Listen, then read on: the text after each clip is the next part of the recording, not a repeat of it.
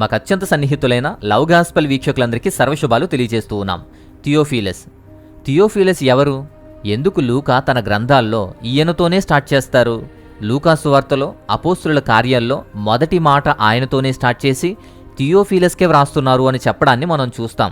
అసలు థియోఫిలస్కి ఎందుకు రాయాలి? అసలు ఎవరు ఈ థియోఫిలస్? సో కంప్లీట్గా తెలుసుకుందాం. థియోఫిలస్ గురించి చాలామందికి సందేహాలు ఉన్నాయి.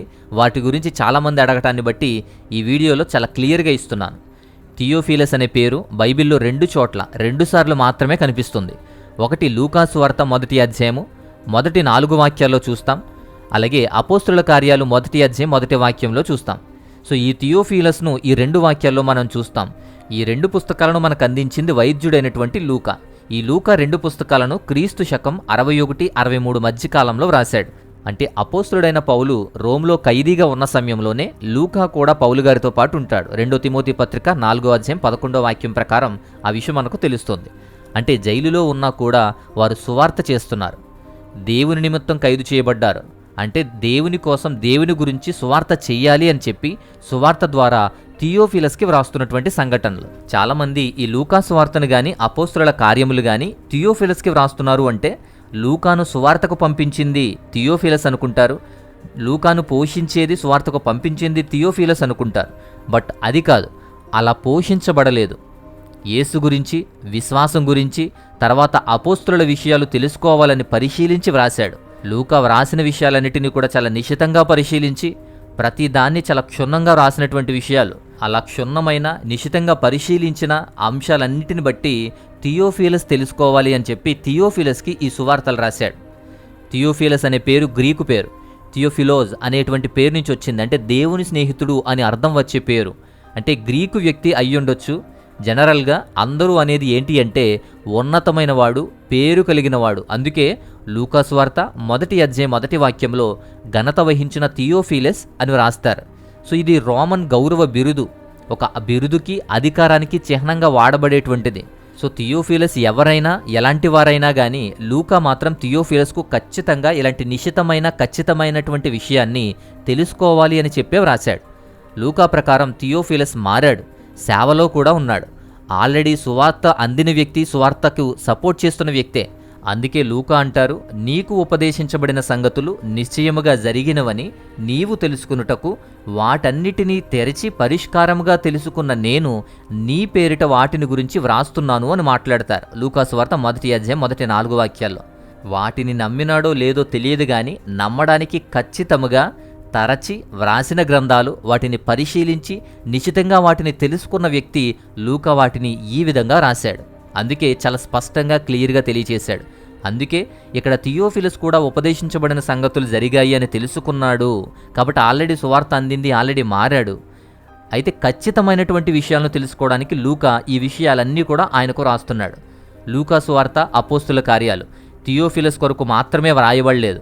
మన కాలంలో మనకి కూడా ఖచ్చితత్వాన్ని, వాస్తవికతను చూపించడానికి వ్రాయబడింది అని మనం అర్థం చేసుకోవాలి. నిజం చెప్పాలంటే ఈ థియోఫిలస్ వలనే మనకు లూకా సువార్త, అపోస్తుల కార్యములు లాంటి గ్రంథాలు మనకు అందించబడ్డాయి.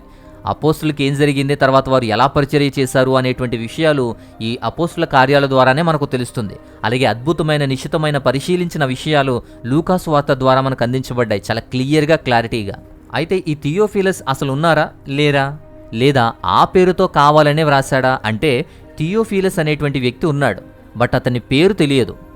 దేవుని స్నేహితుడు అని అర్థం వచ్చేటువంటి పేరు థియోఫిలస్ అని అతనికి పేరు పెట్టబడింది. అతను నిజంగా ఉన్న వ్యక్తే. సో ఆయనకు సంబంధించినటువంటి కొన్ని థియరీస్ అనేవి ఉన్నాయి. అవి మనం చూద్దాం. దానిలో మొదటిది లూకా అతనిని అత్యంత ఘనమైన అని సంబోధించాడు. ఘనత వహించిన థియోఫిలస్ అని సంబోధించాడు. ఇలాంటి గౌరవాలు రోమన్ అధికారులకు ఇవ్వబడతాయి. రోమన్ అధికారులకు ర్యాంక్ ఉన్న వ్యక్తులకు మాత్రం ఇస్తారు. సో అపోస్తుల కార్యాలు 23వ అధ్యాయము 25వ వాక్యంలో ఘనత వహించిన అధిపతి అయిన ఫెలిక్స్కు క్లౌదియా, లూసియా వందనములు అని వ్రాశారు. అంతేకాదు అపోస్తుల కార్యాలు 24వ అధ్యాయం 3వ వాక్యంలో మహాఘనత వహించిన ఫెలిక్సా అని వ్రాయబడింది. అపోస్తుల కార్యాలు 25వ అధ్యాయం 25లో మహాఘనత వహించిన ఫెస్తు అని పౌలు మాటలు కూడా మనం చూస్తాం.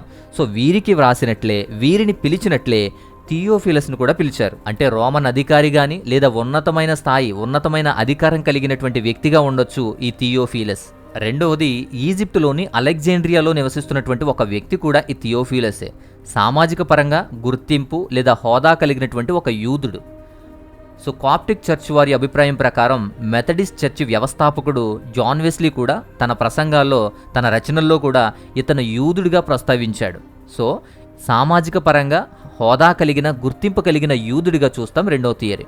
ఇక మూడవది ఏంటంటే, ఈ థియోఫిలస్ అంతియోకా నగరంలో ధనవంతుడు, ప్రతిభావంతమైనటువంటి ఒక వ్యక్తి. 2వ శతాబ్దంలో థియోఫిలస్ అనేటువంటి వ్యక్తి గొప్ప ప్రభువుగా, అంతియోకాలో నాయకుడిగా ఉన్నాడు అని చెప్పి పౌలు, లూకా పరిచర్యలకు మద్దతిచ్చాడు అని చెప్పి ఇంకొక థియరీ కూడా ఉంది. ఇక నాలుగవ థియరీ, ఈ థియోఫిలస్ ఎవరు అనే సిద్ధాంతాల్లో కూడా ఇది ముఖ్యమైంది.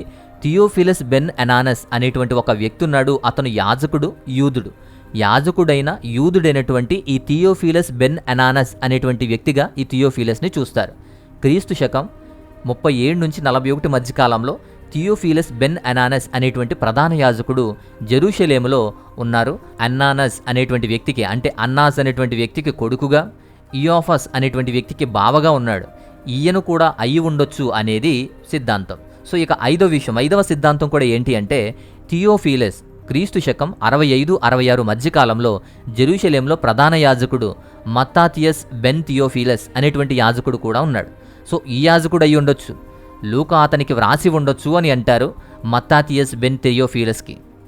ఇక ఆరవ థియరీ కూడా ఉంది. ఇంకొక థియరీ ఏంటంటే, రోమ్లో విచారణ సమయంలో ఖైదుల నుంచి విడుదల చేయడం కోసం పౌలును సమర్థించినటువంటి రోమన్ లాయర్ అయి ఉండొచ్చు అంటారు. ఇక ఆఖరిది కూడా, అసలు థియోఫిలస్ అనేది ఒక వ్యక్తి కాదు, బిరుదు అని కొందరు వాదిస్తారు. లూకా తన వ్రాతలను గ్రంథాన్ని చదివే వారికి ఉపయోగించేటువంటి ఒక శీర్షిక మాత్రమే, ఒక ఇండెక్స్ మాత్రమే. లూకా ప్రకారం అందరూ కూడా దేవుని చేత ప్రేమించబడ్డారు అని చెప్పి, అందుకే దేవుని చేత ప్రేమించబడేవాడు దేవుని స్నేహితుడు అని అర్థమిచ్చే థియోఫిలస్ అనేటువంటి ట్యాగ్ని వాడారు అని చెప్పి చెబుతారు. ఇలా థియోఫిలస్ గురించి ఈ 7 థియరీస్ అనేవి ప్రస్తుతం ప్రపంచవ్యాప్తంగా వాడుకలో ఉన్నాయి. లూకా సువార్త, అపోస్తల కార్యాలు అతనికి వ్రాయడం నుంచి థియోఫిలస్ సువార్తను స్వీకరించాడని, కొంతైనా విశ్వసించినవాడు అని, లూకాకు తెలిసినవాడు అని, లూకా ఎంతో కొంత సన్నిహితంగా ఉండేవారు అని చెప్పి తెలుస్తుంది. లూకా పరిచర్యలో థియోఫిలస్ చాలా కీలకమైనటువంటి పాత్ర పోషించినట్టు తెలుస్తుంది. అతని వల్లే ఖచ్చితమైనటువంటి సువార్త, లూకా సువార్త అందించబడింది. ఈ 7 సిద్ధాంతాల్లో ఎవరైనప్పటికీ కూడా మనకు నష్టం లేదు. ఈ 7 సిద్ధాంతాల్లో కూడా లూకాకు సన్నిహితంగా పరిచర్యలో పాల్గొన్న వ్యక్తిగా, విశ్వాసిగా, దేవుడిని తెలుసుకున్నవాడిగా మాత్రం థియోఫిలస్ ఉన్నాడు. అయితే ఉన్నతమైన, గౌరవమైన అధికారం కలిగి ఉన్నాడని మాత్రం స్పష్టంగా తెలుస్తుంది. అయితే ఈ 7 థియరీస్లో మీరేమనుకుంటున్నారో, మీకు సంబంధించి ఈ థియోఫిలస్ ఎవరో మీరేమనుకుంటున్నారో మీ అభిప్రాయాన్ని కింద కమెంట్లో తెలియజేయండి. అయితే ఈ థియోఫిలస్ గురించే గౌరవంగా అక్టోబర్ 13వ తారీఖున ఒక స్పెషల్ ప్రేయర్ని, స్పెషల్ డేని ఏర్పాటు చేసుకుని థియోఫిలస్ని గుర్తు చేసుకుంటారు. ఈ థియోఫిలస్ అనేక విధాలుగా మనకు సాక్ష్యంగా పనిచేస్తారు. థియోఫిలస్ నుంచి మనం ఏమి నేర్చుకోవచ్చు, లూకా వ్రాసిన థియోఫిలస్ ద్వారా మనం ఏమి అందుకోవాలి, ఏమి నేర్చుకోవాలో చూద్దాం. మొదటిది, దేవుడు ఏ వ్యక్తి హృదయాన్నైనా సరే మార్చుకోగలడు.